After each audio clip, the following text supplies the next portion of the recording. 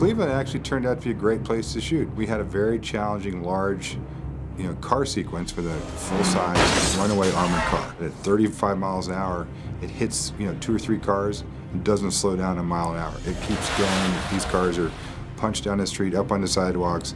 Nothing stops this armored car. Because our second unit stunt team had to so own the streets, there was no way a city of New York's size could give us the streets with that much latitude for the long amount of time that we need.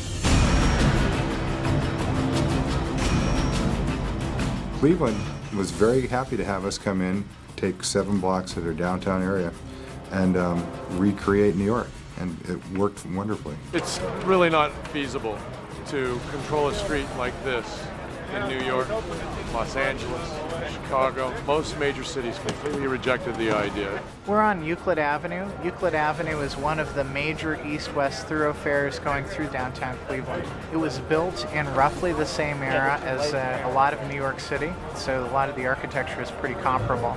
We only have about 400,000 some people in the city, and so we're much less trafficked than a place like New York or Chicago. In order for Dan Bradley to do his precision driving work, they really needed a smooth surface, and so Mayor Jackson agreed to repave most of Euclid Avenue so that the production could get what it needed in terms of road smoothness. I think in Cleveland we destroyed 18 different cars.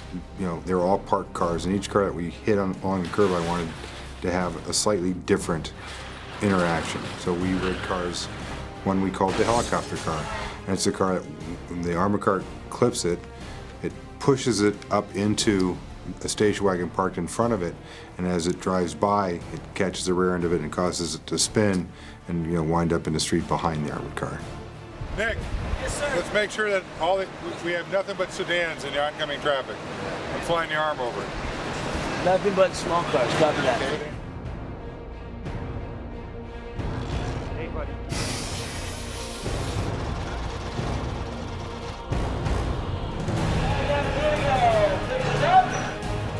Going out to 25 miles an hour.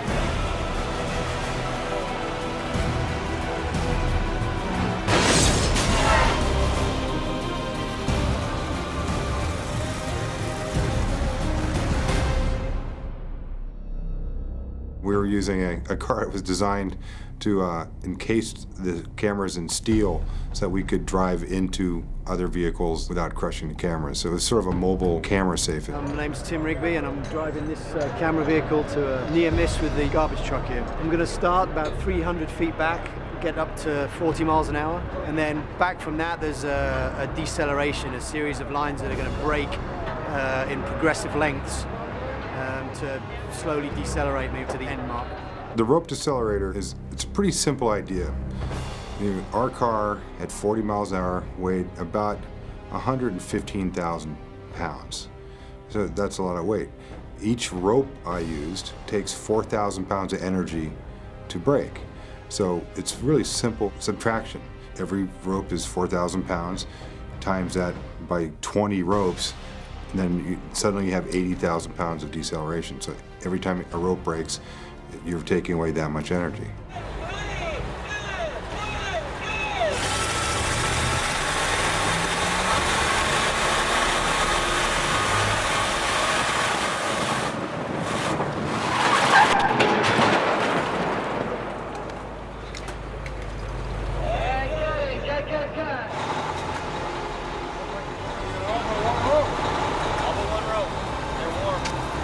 I think the last rope and the last cable might be close to the same length. They are.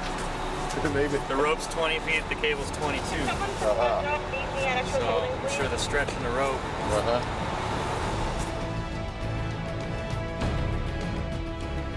First part of the gag worked amazingly well. You see the armored car slam into the side of a garbage truck, and suddenly the rear end pops up in the air. It was a good 15 feet in the air, and the car was on the verge of flipping over on its side, and the tiller arm, it's like a tiller on a boat, steering the car, and the arm bent, so the car literally steered out from rolling over.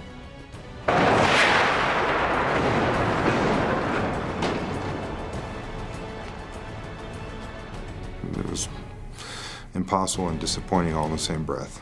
Our goal in that shot was for it to land on its side and it's a little unpredictable. The cannons came off the ground before they fired, so we didn't get a full stroke. But what we're going to do is put it in its matched position that it left its last good frame out of, and use another truck just to pull it sideways. Sort of thinking on the fly, I looked at the shots I had and said, well, you know, we have to finish this today. I don't have any time to try it again.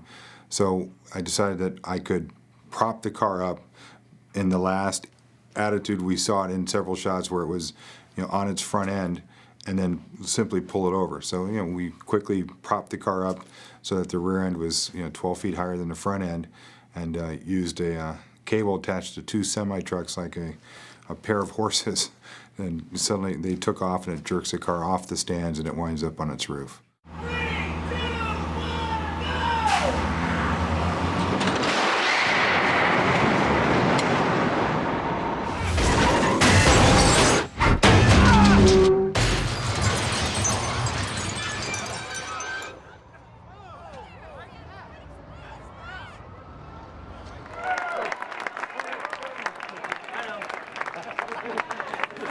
Cleveland Film Commission, thank you guys. Thank you.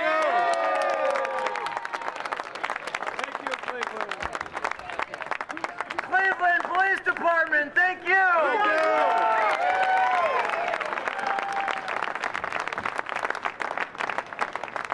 And to the crew, Spider-Man, thank you for a great hard week.